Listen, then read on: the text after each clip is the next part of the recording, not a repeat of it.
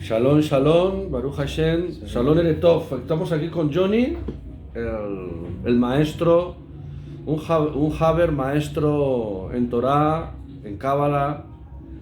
Es un hombre muy ilustrado, muy entendido y que Hashem le ha dado esa parte de conocimiento, le ha abierto esa parte de conocimiento. Nos encontramos en México y tengo que agradecer, gracias Haber por darme apertura, por invitarme a tu casa, por entrar aquí e invadiros. No en aire de conquista, no en aire de conquista. Y estamos aquí en México, estamos en la ciudad de... Estamos en la ciudad de Catepec, zona conurbada metropolitana con la Ciudad de México. Estupendo, maravilloso. Él es un judío, nos va a hablar de Mashiach, de Yeshua, del que conocéis muchos de vosotros como Jesús tal vez. Nosotros a través de la propia palabra y tal como nombre es Yeshua, y nos va a hablar también esta parte tan interesante. Vuelvo y repito, Reicido, muchas gracias por abrirme la hospitalidad en tu casa, Gusto, un placer. Johnny.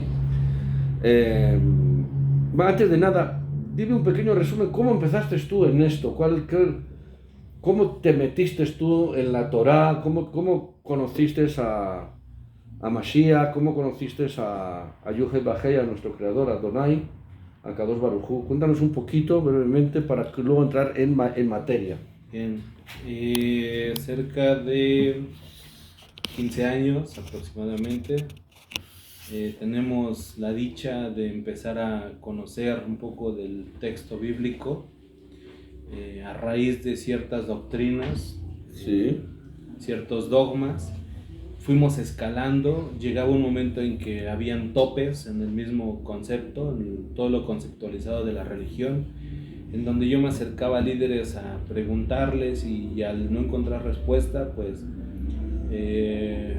voy indagando, empiezo a estudiar por mi propia cuenta, autodidacta, en aquellos tiempos, y empezamos a tener esa iluminación que hoy yo no entendía, que en su momento era la perfección del texto de buscarme y vivirás. ¿Sí? Cuando vemos esa profundidad, que de buscarme y vivirás, ¿no? Sí, de que eso era mística. En realidad no nos pide acércate a un convento, no nos pide acércate en cierto aspecto a algo estructurado, sino que es buscarlo. Con palabras del maestro Mario Javier Sabán, que dice: si no ves a Dios en ningún lado, no lo ves. Si no ves a Dios en todos los sitios, no le ves en ningún sitio, ¿no? En ningún sitio.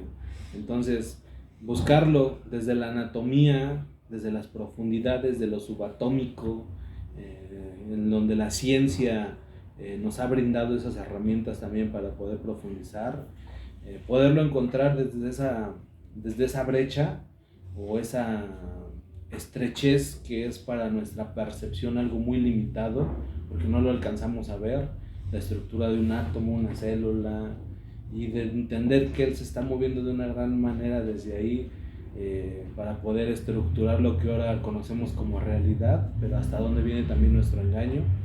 Entonces, como voy conociendo a Kadosh Baruj Hu, y él mismo va revelando 3 letras, como es Kadosh Baruj Hu, para que no lo entienda, es exaltado, es él, sí, lo supremo. De hecho, si hay un nombre, el nombre santo, ¿no? El claro, santo nombre. En la mística lo que entendemos para referirnos al creador es como el Ein Sof, el infinito, porque ya no hay otro nombre con el cual pueda ser conceptualizado. Cuando yo tomo un nombre para llamarlo algo propio, ya lo estoy limitando, rompo las barreras del entendimiento por entrar en algo conceptualizado, para donde yo entro a una zona de confort y seguridad que más tarde, por atraparme en esos detalles, yo puedo caer hasta en la idolatría. Ya, sí. Entonces, conocer esta esencia de la energía divina, la frecuencia, la vibración, cómo creó todo desde su inicio. O sea, Johnny, entonces rompiste esa religiosidad, ¿no? Claro. Que muchas veces las instituciones y el propio judaísmo también, ¿no? Muchas veces también como ese run, como ese ritual, como esa parafernalia y esa religiosidad como que no te llenaba, ¿no? Claro, llega un tope. De hecho, dice Rabbi Nahman, está escrito en el Likutei Moharan y en el Likutei Amarim. Rabbi Nahman le dice a sus propios discípulos: ¿quién es el que puede comer del árbol de la vida?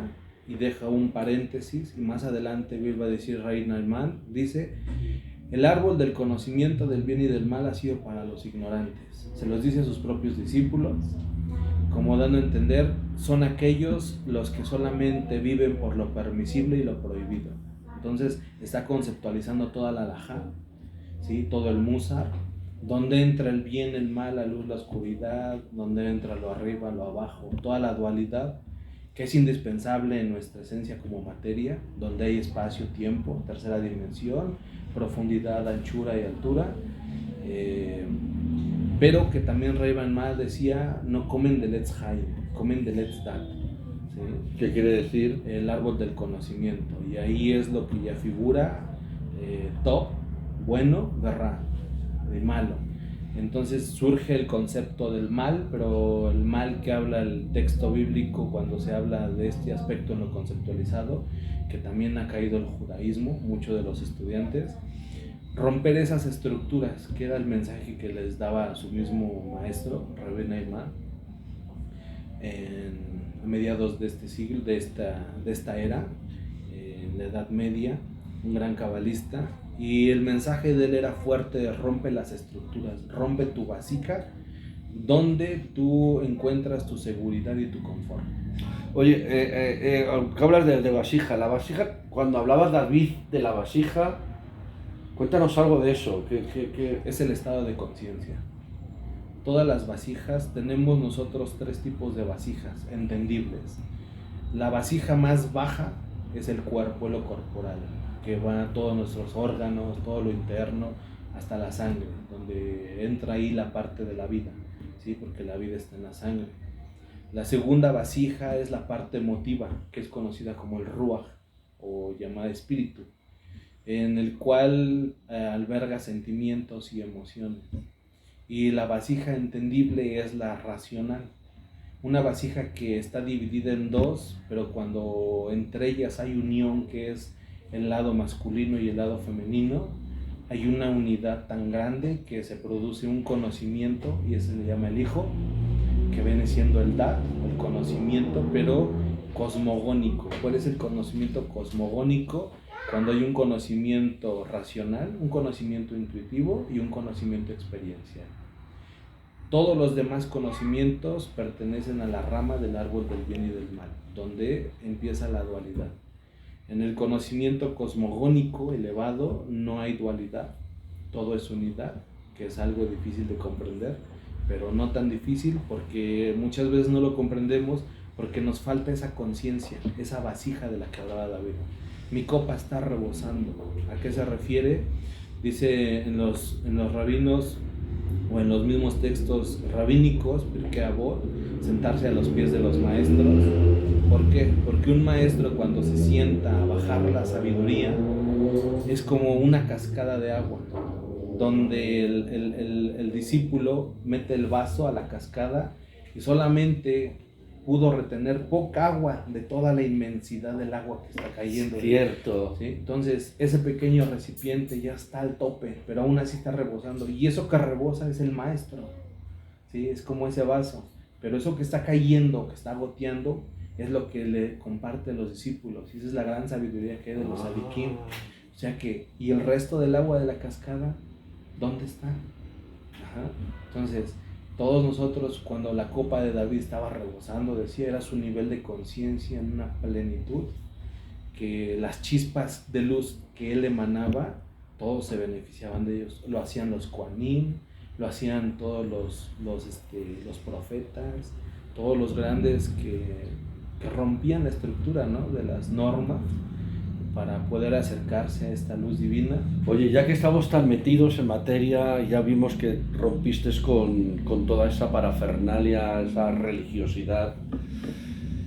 ¿Sigues siendo autodidacta? Una pregunta, ¿sí o no? ¿Sigues siendo autodidacta? Nosotros nunca vamos a dejar de ser autodidactas. Todo el mundo es autodidacta, al final de cuentas. Podremos tener un 98% del ser humano de estructura, de la cual nos fijamos, pero aún dentro de esa estructura siempre va a haber algo que nos incomoda y nos lleva a buscar algo. Entonces, creo que Kadosh Baruj Hu, nuestra esencia de Él, nos impulsa. Nuestra esencia de Él somos semejantes a Él. Claro, a imagen y semejanza de Él. Y es esa conciencia divina de la cual traemos del mismo Adán. Del mismo Adán. Así es. Ya que hablamos de Adán, oye, Bereshit, con el principio, con la primogenitura, ¿qué pasó antes? ¿Se sabe lo que pasó antes? Adán, hay que Háblame de entenderlo. Adán, del ADN y por qué la M, que me ibas comentando en el carro. Adán tiene, conocemos por la mística y por la historia rabínica que existen dos Adán, Adán Arishon y Adán Kadmon. El primer hombre es todo. Si nosotros buscamos cuál es la imagen de Dios o de Elohim o del infinito, porque dice que hizo Tselem Elohim a Adán, dice, y lo hizo Tselem Elohim, todavía no creaba a Java, ¿sí?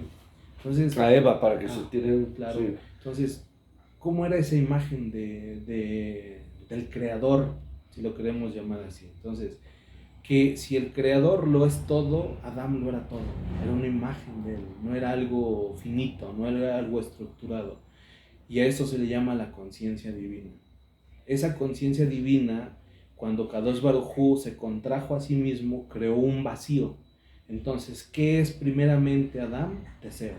Nosotros somos deseo, somos vasijas de deseos, ¿sí? Porque cuando viene el vacío, que es el Sim Sub Aleph, el primer vacío, se retira el Ein Sof, se retira el infinito, y al crear ese vacío empieza a expandirse, y ese vacío lo primero que tiene es el deseo, porque desea ser llenado.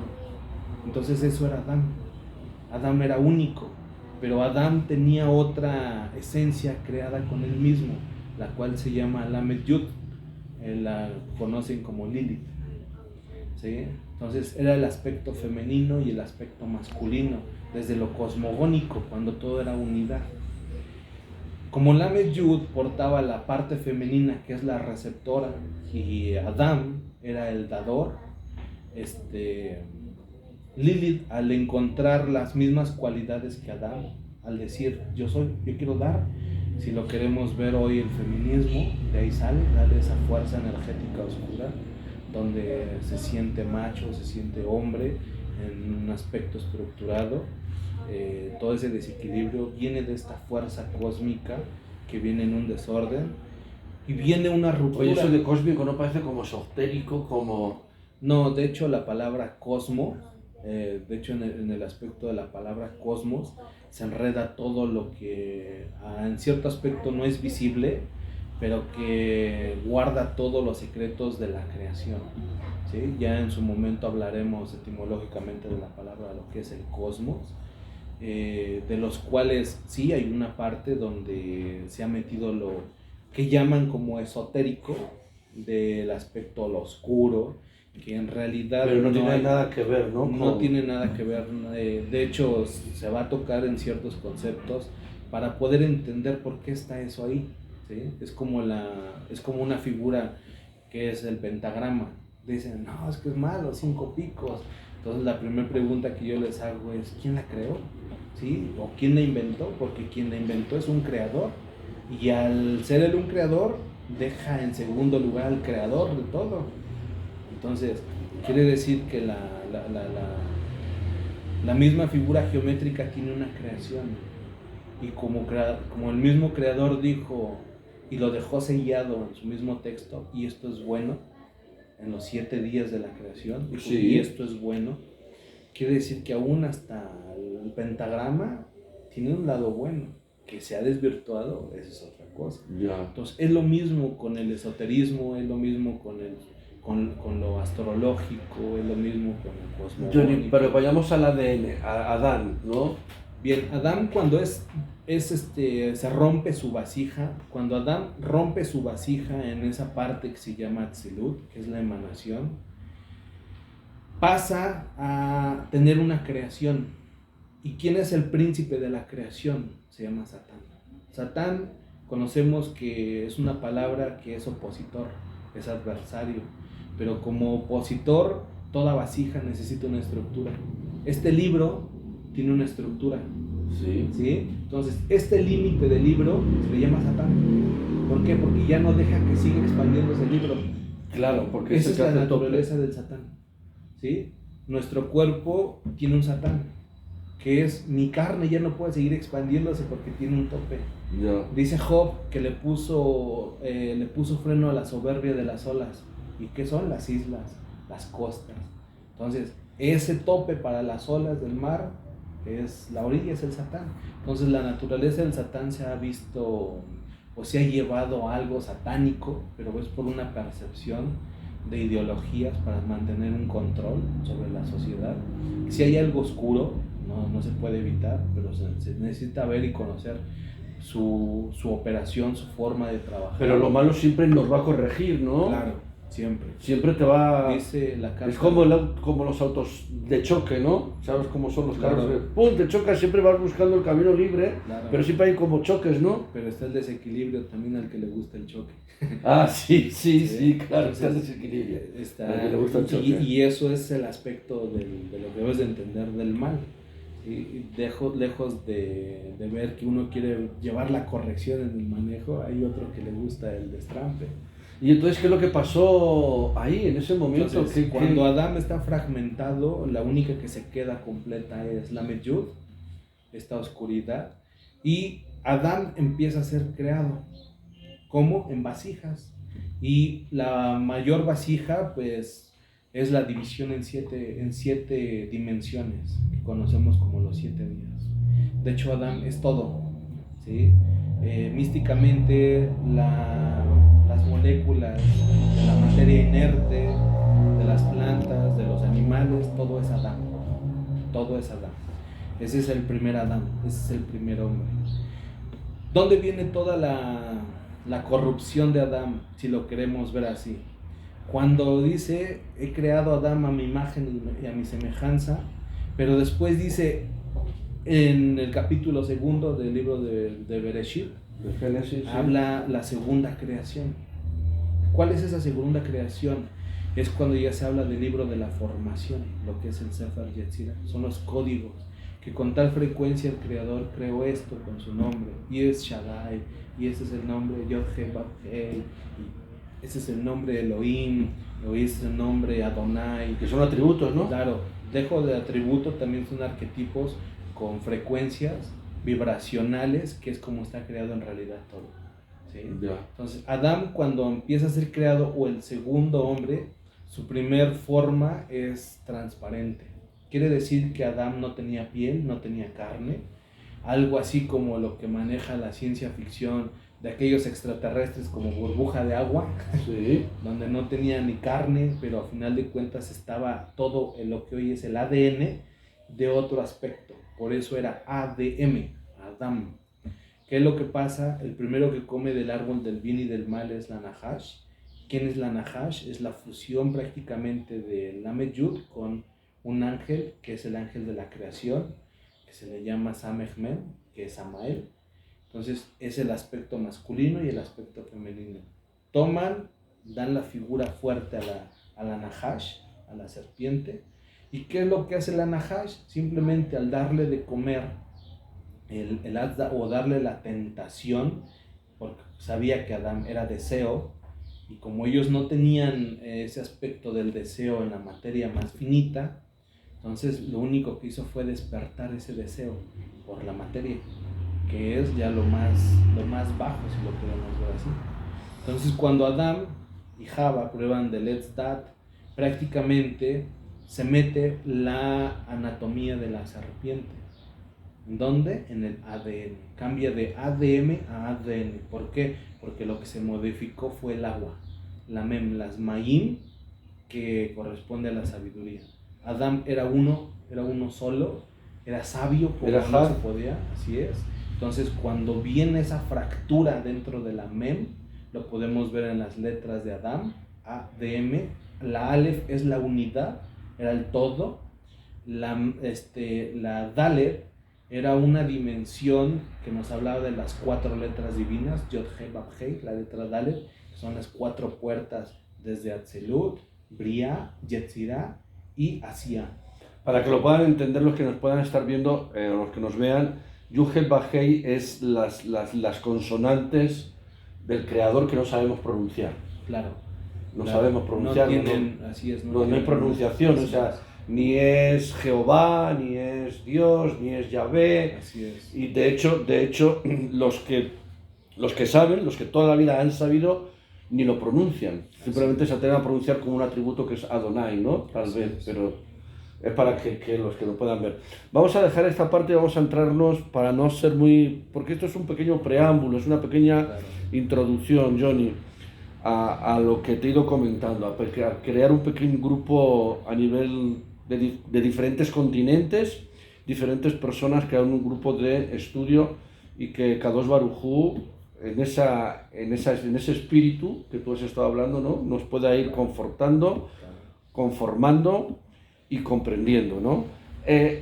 Hablemos de Yeshua. Hablemos de esas cosas que me has hablado, claro, y viene Hanukkah. Voy a empezar por aquí, luego tú lo derivas y lo canalizas como creer.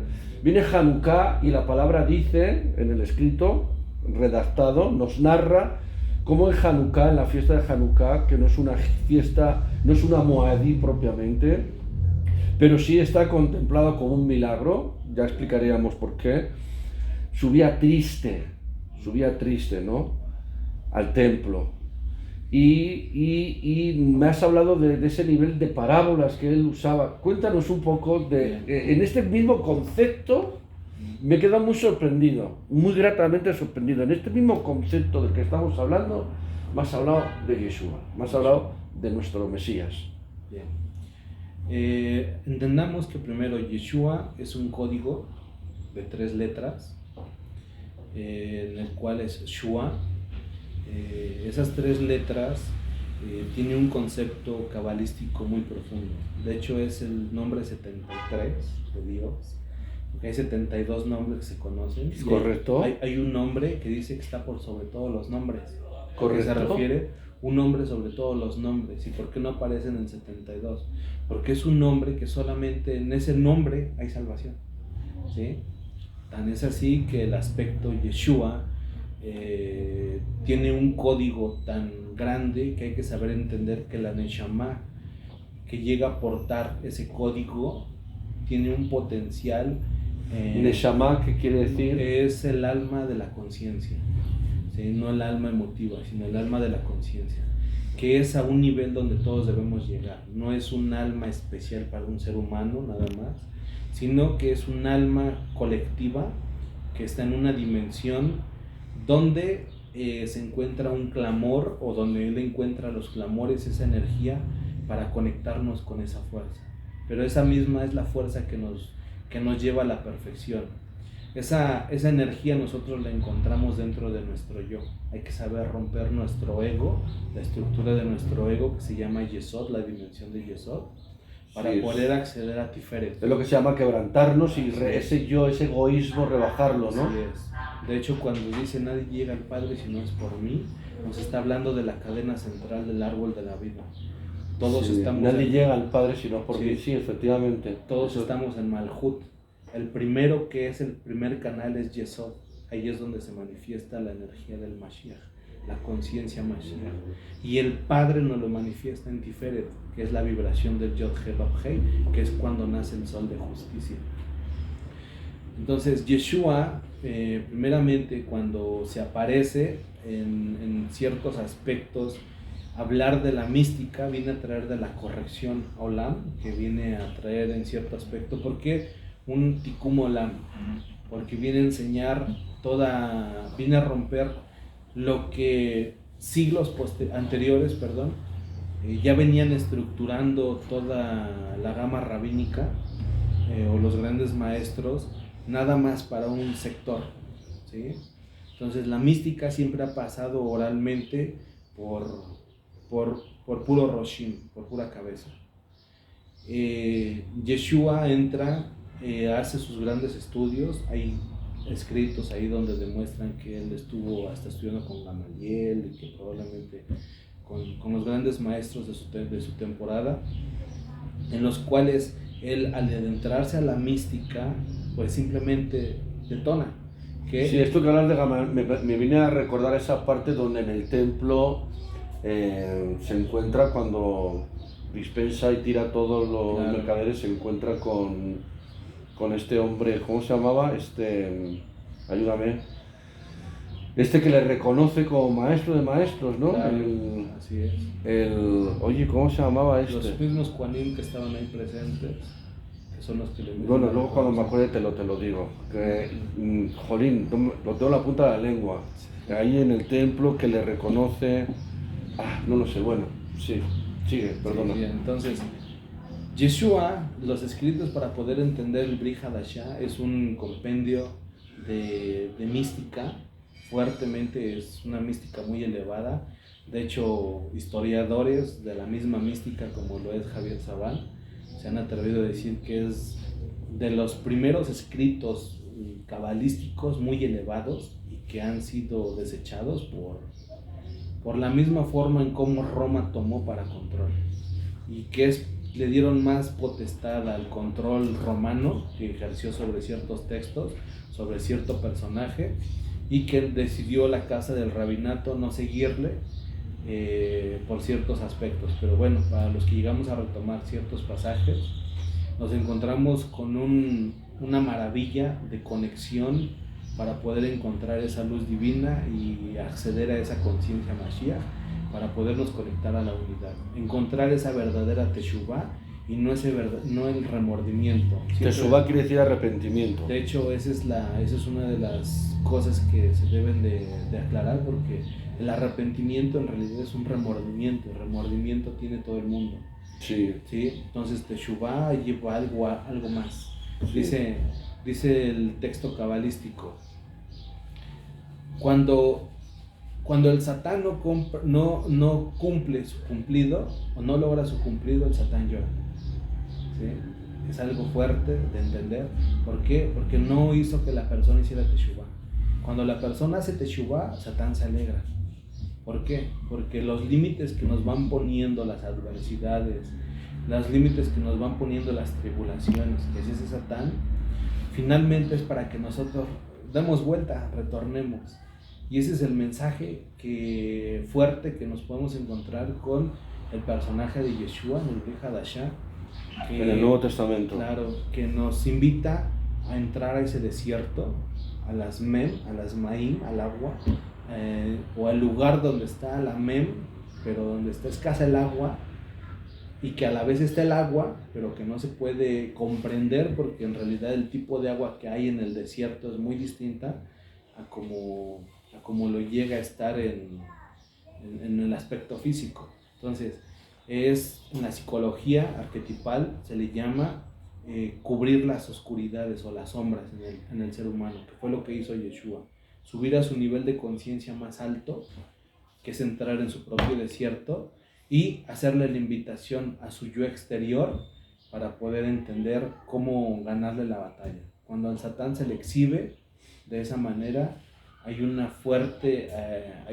recompensa que se le llama Geburah, porque le dice el mismo texto de Lucas, que regresando del mismo desierto fue envuelto del Ruach de poder, ¿sí? O del espíritu de poder. ¿Cuál es?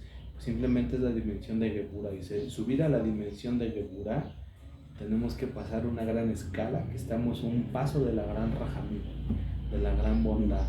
Misericordia, ¿no? Sí, que es lo que es la misericordia, que es la bondad.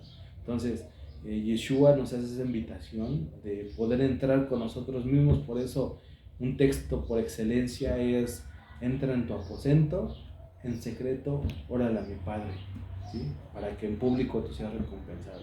Entonces, rompe las estructuras doctrinales donde te dice que tienes que orar en cierto lugar, en cierto horario. Y aquí nos está dando la primera iniciativa de cómo poder acercarnos a Boreolam, a ese Ensof, para en realidad poder obtener una respuesta. En esa Jajabá, en ese amor de eternidad, ¿no? Así es, que en realidad esa es la apertura para todo el Olam, para todo el mundo, ¿sí? Olam quiere decir eterno, ¿no? Olam tiene un código que viene de la raíz Elem, y Elem es oculto. Cuando nosotros decimos el Olam, vamos a hablar del universo, de lo no visible, de toda la humanidad, Sí, de algo, todo el mundo. incluso Sí. algo que no podemos abarcar mentalmente, Así es, ¿no? exactamente. Incluso eso. Así es. Que podemos ir descubriendo, pero ahora mismo estamos tan velados, porque yo me quedo sorprendido, estoy tan velado, pero todo lo que me dices no me suena mal. Claro. Igual antes me sonaba mal, pero ahora no me suena mal, ¿no? Ahora me suena, o sea, como que lo vivo. Claro. Pero dame más fraseos, fraséame más cosas de Yeshua, Bien, Yeshua, que nos manifieste esto mismo, ¿no? ¿cómo sabemos que...? O sea, ¿por qué estaba apenado cuando subió a... que me lo comentabas en el carro? Mira, Yeshua nos deja ver la parte humana que se llama el Ruach, la parte emotiva. Una persona cuando está en la parte emotiva no quiere decir que en realidad esté dolido en la parte de la conciencia. Son dos cosas que hay que saber distinguir. La parte de la conciencia, nosotros podemos tener un control y saber separar las emociones y los sentimientos de lo que yo estoy pensando en el momento. Una persona consciente no es impulsada por sus emociones o sus sentimientos, que es lo que él enseña en el templo. Lo que él enseña en el templo con ese tipo de acción simplemente es cómo está en realidad el pueblo. El pueblo está muy sumergido en el Ruach, en ese tipo de ambiente, del cual a la verdad el ese olor, espíritu, ¿no? el olor que está emanando el pueblo como comunidad es tristeza, es dolor, es pena. Ese es el mensaje que están dando los maestros. Como aquel pasaje cuando dice que él empieza a aventar las mesas de los cambistas o de todos ellos, lo que él está haciendo simplemente es dar un mensaje de lo que el Ruach se mueve en el momento, que es devastación total, ¿sí? No es otro aspecto. Ese es el templo que en realidad estás construyendo tú y no es el que nos está pidiendo nuestro Padre que construyas. Aprender a conocernos cuando yo me estoy manifestando visceral, cuando yo me estoy manifestando emocional o consciente, es una fuerte virtud para poder conocer el texto bíblico y poderlo ejercer en la acción. Hay un pasaje que nos lleva Yeshua a estudiar el árbol de la vida en sus dimensiones, pero sobre todo cómo sé que en realidad lo que me pitan como Sefirot me lo está diciendo Yeshua. Bueno, como le comentaba, cuando le dice allá afuera toca a tu madre y tus hermanos, ¿no? Sí. Entonces le dice, en realidad mi madre y mis hermanos son los que hacen la voluntad de mi Padre. Son arquetipos que él utiliza cuando le dice mi madre es el entendimiento, mis hermanos son Seirampim, son las 7 dimensiones bajas, que es desde Gesed, que es la bondad, hasta Malhut, que es el reino, la acción, ¿sí? Que tiene que ver con el rigor, con tu hermosura, tu esplendor, tu brillantez, tu arte, tu forma de expresarte sin palabras, la forma de expresarte por el habla con lo conceptualizado, mostrar tu yo exterior y por ende tu acción. Son esos rostros, son 7 rostros, se le conocen como Seirampim, de los cuales son los hermanos, son los que tienen que ir de la paz. Pero él habló que los que estaban ahí presentes, ¿no? Haciendo alusión, como elevándolos. ¿Quién es el que está escuchando la mística? ¿Quién es el que La mística es la palabra? La mística, a final de cuentas, es cuando encontramos a Dios en todo. Ah, sí. Sí. O sea, entonces, no es tanto la enseñanza, sino que Albert Einstein le hicieron una pregunta. Le dijeron, toda esta genialidad, ¿de dónde la sacaste? ¿De qué mundo de razonamiento? Dice, de mi imaginación. Albert Einstein, para los españoles, que no sabemos, que pensaba, ya sabes que en el Holland solamente se va a hablar español, porque en español no sabemos hablar otra cosa. Sí. Entonces, él decía, todo viene de mi imaginación, nada viene de lo que yo ya tengo conceptualizado. Ya. ¿Sí? Que es esa parte de la sabiduría y no del entendimiento. Si uno de los más grandes de personajes reconocidos hoy día por la misma ciencia les está diciendo lo que es la mística, cuanto más en Yeshua, que les está diciendo el que hace la voluntad de mi Padre, ese es mi hermano y esa es mi madre. Entonces el Padre es la sabiduría y es cuando operamos con la intuición, cuando operamos con la imaginación, pero que tenemos vasijas de recepción en el entendimiento como esto para poderlas explicar. Vale, vamos a acabar con una parte esencial para no prolongar mucho el vídeo, que llevamos ya más de media hora. Johnny, háblame antes y después del diluvio. Antes del diluvio. Antes del diluvio, háblame de eso, que eso es... Oye, me he quedado sorprendido, claro, Y ahora yo entiendo por qué la gente era tan longeva. Claro. El secreto Y está... es curioso porque la Torá nos habla de lo que es el método Hada, que es la alimentación, el sol y el agua. Bien. Retomo un poquito lo que nos quedamos de Adán para poder entender esta parte del agua. Adán, su última letra, la Mem, que es el agua, donde la Nahash modifica todo. La Nahash es... La serpiente modifica la estructura del hombre, porque el cuerpo de que está compuesto de agua, casi el 80% es agua. Sí, sí. De ahí vemos que el tipo de agua que modifica la Nahash es para crear carne. El Nefesh, lo que conocemos como el alma del Nefesh, lo corporal, tiene 3 cuerpos, que es el Guf, el cuerpo, que es la basar, la carne, ¿sí? Y en este aspecto donde viene la sangre, la dam. Entonces, dentro, eso fue lo que puso, y la basar, la carne, porque es la fuerte, que es lo que contribuye la serpiente al ADN. Si tú quieres ver las teorías conspiranoicas de los reptilianos, tienen algo de verídico. ¿Por qué? Porque dicen que vinieron de otro planeta y metieron su mano en el ADN humano. ¿Cuál es ese ADN que metió la serpiente? Poner la piel y la carne del ser humano. En este caso Adán. Porque Adán, vemos, no tenía cuerpo como tal. Y pasa a ser ADN. ¿Por qué no M? Porque se corrompe la M y se sube a N. Y N es la esencia del Nahash, ¿sí? Entonces, cuando la serpiente ya tiene su código, porque no figuraba en Adán, ¿cuándo figura? Cuando ya es el ADN. ¿Es lo que nosotros entendemos como pecado, el código? En cierta agresión, como de hecho, son los frutos que produce la carne. Vale. Son todo lo que habla el Brit Hadashah, la Torah. Por eso dice, ¿qué es lo más fuerte, lo más pecaminoso? La Brit Hadashah, para que lo tienes en el Nuevo Testamento. Así es. Son los pecados de la carne, o los deseos de la carne. ¿Por qué? Porque la Nahash es lo que viene a enseñar, fue lo que aportó al hombre, la carne.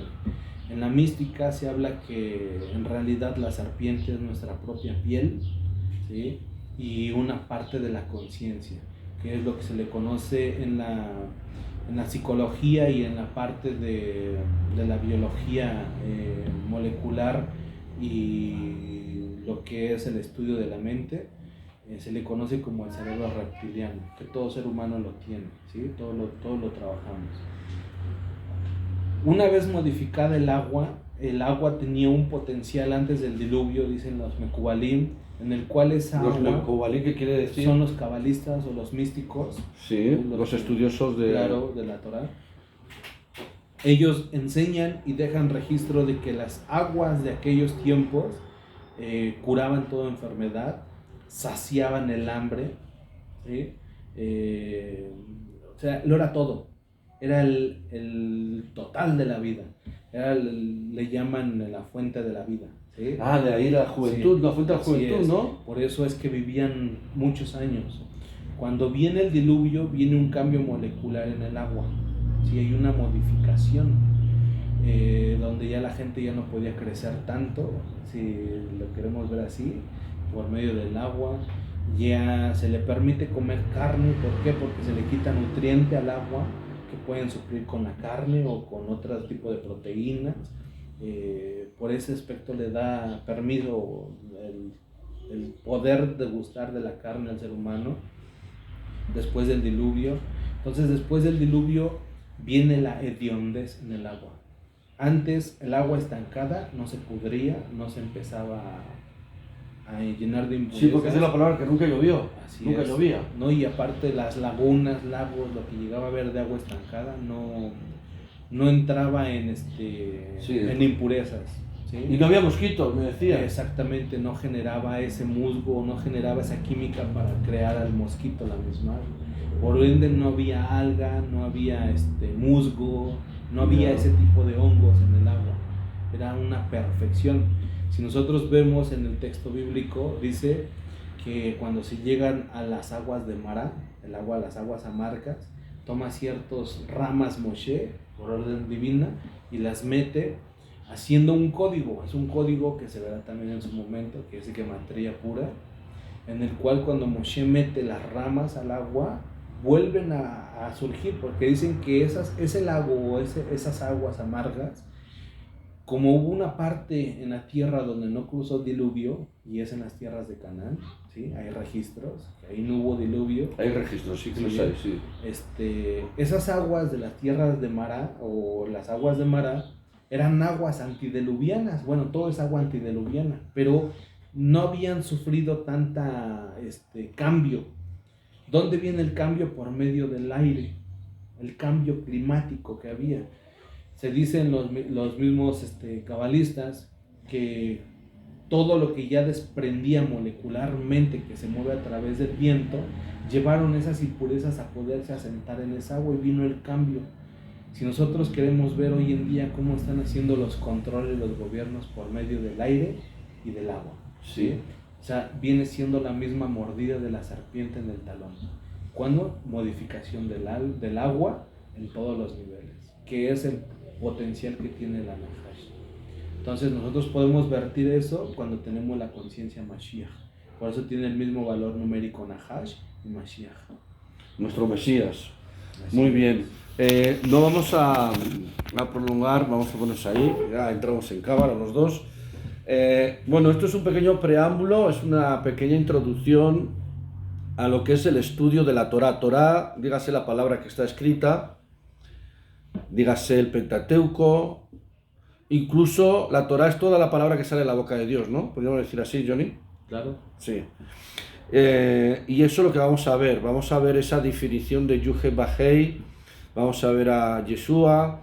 Es una invitación que voy a proponer abiertamente a través de mi canal, pero a través de mis contactos también, que podamos sentir las verajot, las bendiciones que ese olán, ese ahabá olán, ese amor de eternidad incomprensible, y como decía, como nos recordaba Johnny, ¿no?